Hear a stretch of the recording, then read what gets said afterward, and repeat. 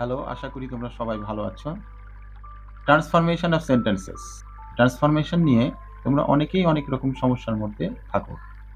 তোমরা মনে করো এটা পারা খুবই দুরূহ ব্যাপার। কিন্তু বিষয়টি আসলে তা নয়।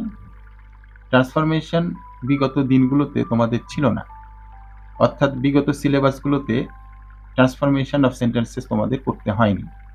যেহেতু এটা করতে হচ্ছে, তাই নতুন করে এটা তোমাদের জন্য একটা ভয়ের কারণ হয়ে দাঁড়িয়েছে। কিন্তু তোমরা যদি এই ক্লাসগুলো করো, আমি কথা দিচ্ছি তোমাদের ট্রান্সফরমেশনে কোনো সমস্যা থাকবে না।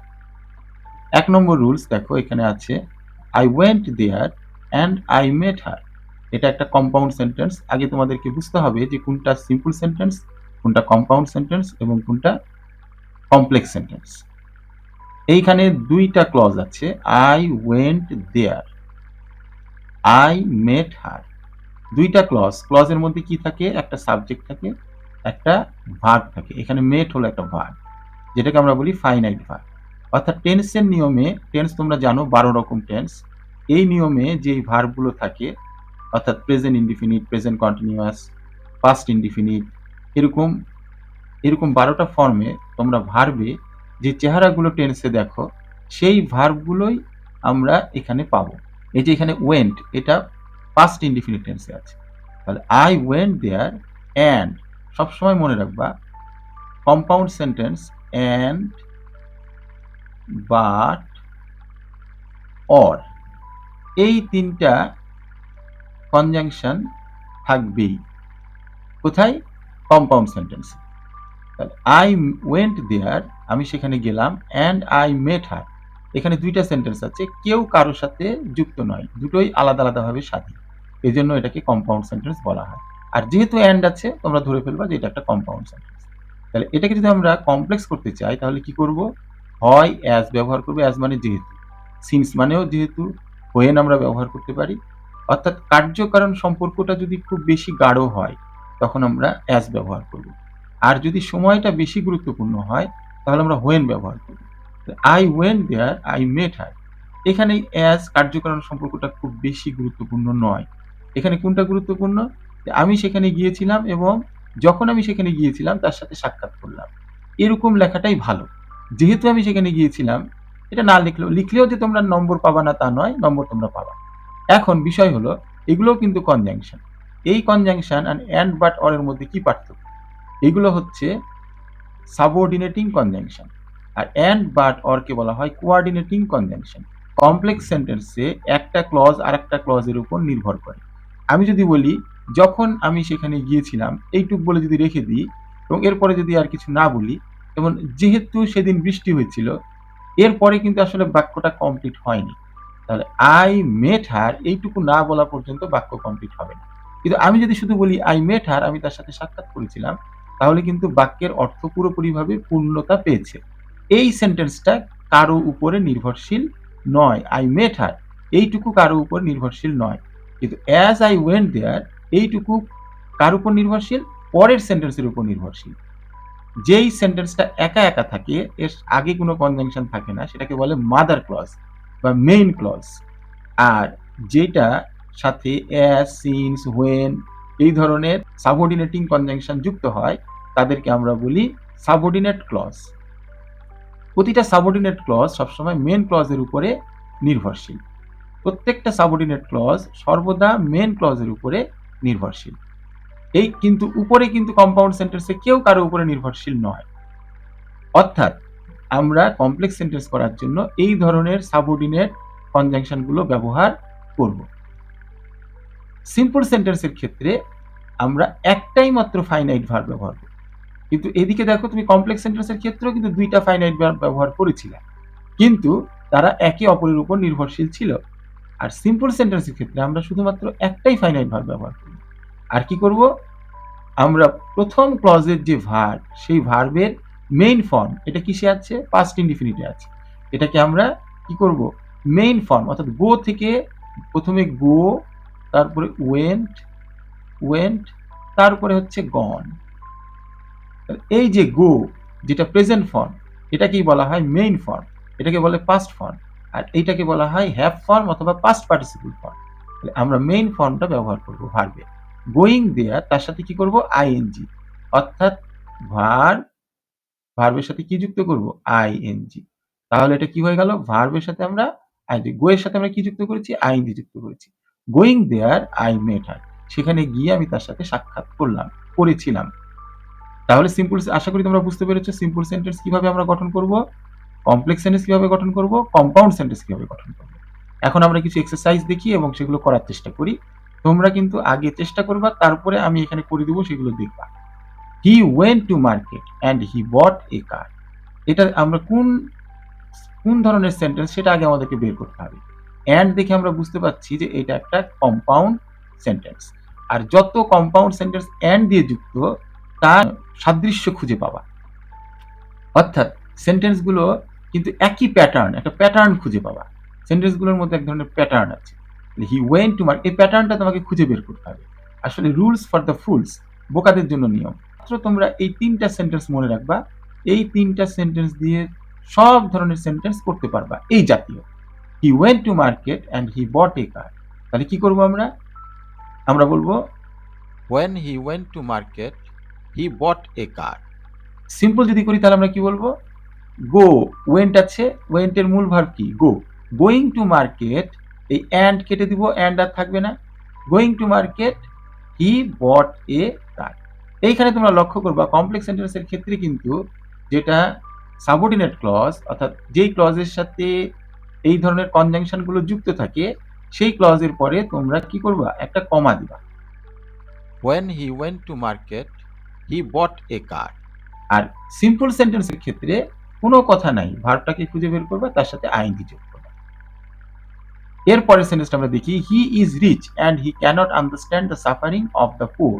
এটা আমরা কিভাবে করব, অ্যাজ হি ইজ রিচ, যেহেতু সে ধনী, অ্যান্ড কেটে দিব, দিয়ে একটা কমা দিব, he cannot understand the suffering of the পুর।